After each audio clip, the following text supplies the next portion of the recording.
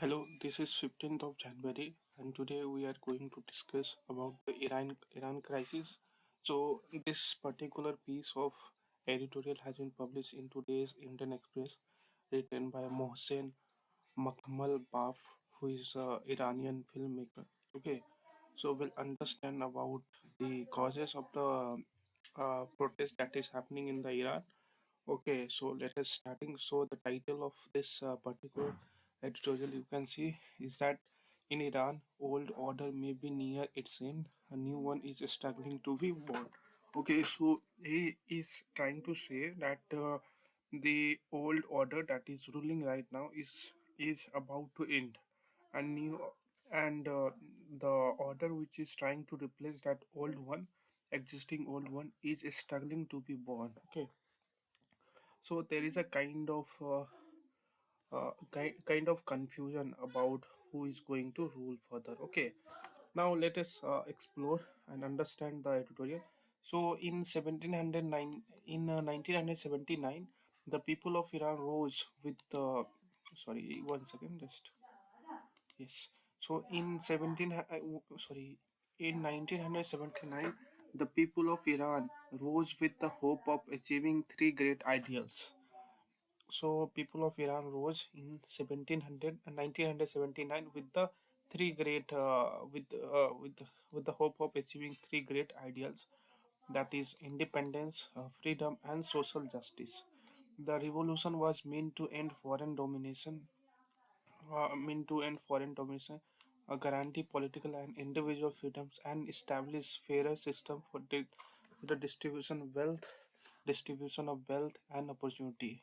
Today, after 47 years, many Iranians view the outcome not as the realization of those ideals but as a historical failure. The proclaimed political independence has, in practice, meant a shift in dependency. So severity ties with the United States while moving even ever closer, often in humiliating manner, to China and Russia. Political and civil freedoms have been severely curtailed, and even people's lifestyles and personal choices are subject to surveillance and repression.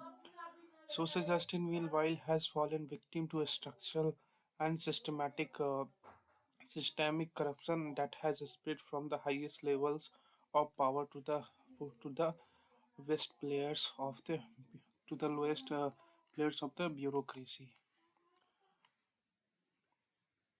Now, the result has been a striking livelihood for the major. Sorry, the result has been a shrinking livelihood for the majority of citizens and a widening gap between the rulers and the society. So these are the cause: chronic inflation, the collapse of the national currency, rising unemployment, and economic insecurity have turned the daily lives of Iranian people into a constant struggle for survival. Thus, the repeated waves of protests seen in the recent decades are hardly surprising. Protests that have been violently surpassed each time, yet never eradicated, have re-emerged again and again in new and more radical forms. The latest wave of protest, which began with strikes and gatherings at Tehran's Grand Bazaar, carries particular symbolic significance. The bazaar is not only the economic heart of the capital but has historically been one of the traditional strongholds supporting the 1979 revolution and the Islamic Republic. That the protest began there indicates even social groups once considered the backbone of the regime have now joined the ranks of dissent. The movement quickly moved beyond the sectoral and economic demands, evolving into nationwide protest with explicit political slogans in both large cities and small towns. The government's response has followed the similar pattern of the past 4 decades: harsh repression. This has included widespread internet shutdowns, severe communication restrictions, and even electricity cuts in some areas. The objective is clear: to create an information vacuum in order to control the narrative and carry out violence away from the world's eyes.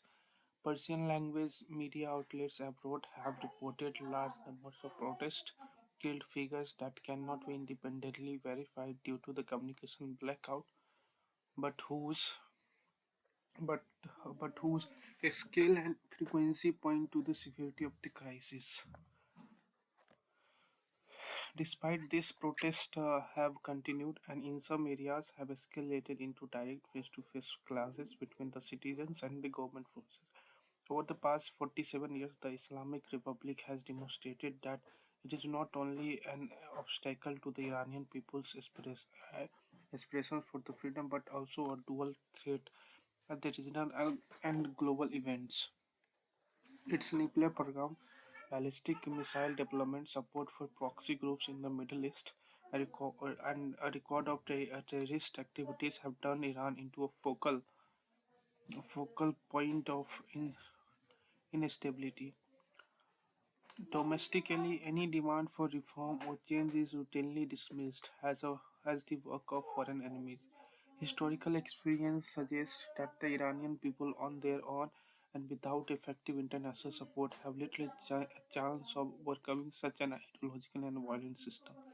Conversely, Conversely, the international community cannot bring about sustainable change without relying on the social forces within Iran itself. This is why a large segment of Iranian society hopes that this time the world will stand with the people rather than with the government. Statements by the US President Donald Trump expressing support for protesters and warning against the killing of civilians have now reached a decisive point. The US fails to act after widespread reports of bloody repression. The message sent to Tehran will be that the cost of violence remains manageable.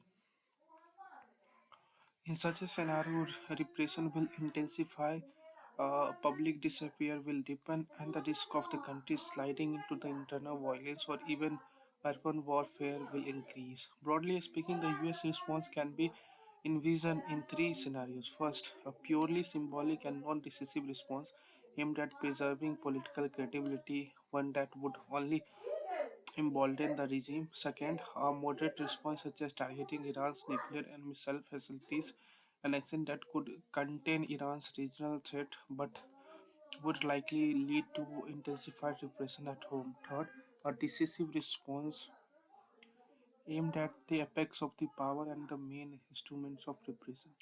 An option that could significantly shift the balance of power in favor of the people.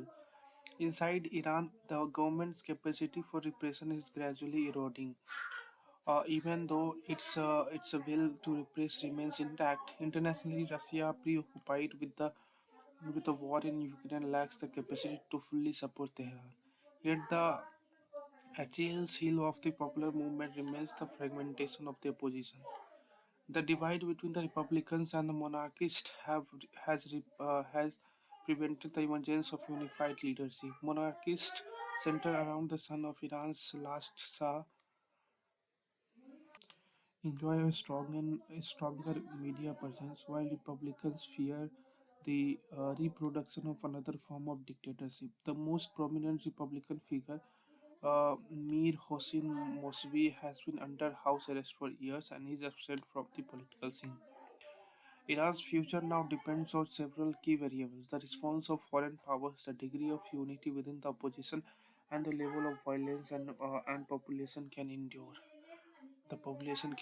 What is clear is that the Islamic Republic has lost its legitimacy in the eyes of a large portion of Iranian society. Another decisive factor is the condition of the regime's aging leader. His death or removal could expose deep internal rifts within the system and fundamentally alter the trajectory of events. Iran today stands at a historic crossroads between the continuation of repression and the beginning of a difficult yet hopeful path uh, toward freedom. So that's all. So what we have understood so far that what is happening is that there is an increase in the unemployment. Okay, so livelihood. Majority of the citizens are uh, facing livelihood problem. Okay, there is a chronic inflation. The the gap between the rulers and society is widening. and the national currency has collapsed. In unemployment is increasing, and economic insecurity. So these all are the problem. Now, 1979, the Iran witnessed a revolution. Okay, the in which the people of Iran rose with the hope of achieving three great ideals: independence, freedom, and social justice. However, the result does not bring so uh, all those things. Okay, and the revolution was also meant to end the foreign domination. However, they went on to even more closer to Russia and China. Okay, so now government's response has been harsh repression, including widespread internet shutdowns, severe communication restriction, and even electricity cuts in some areas. The objective is clear to create an information vacuum in order to control the narrative and carry out pollution away from the world side. So that is all. Thank you.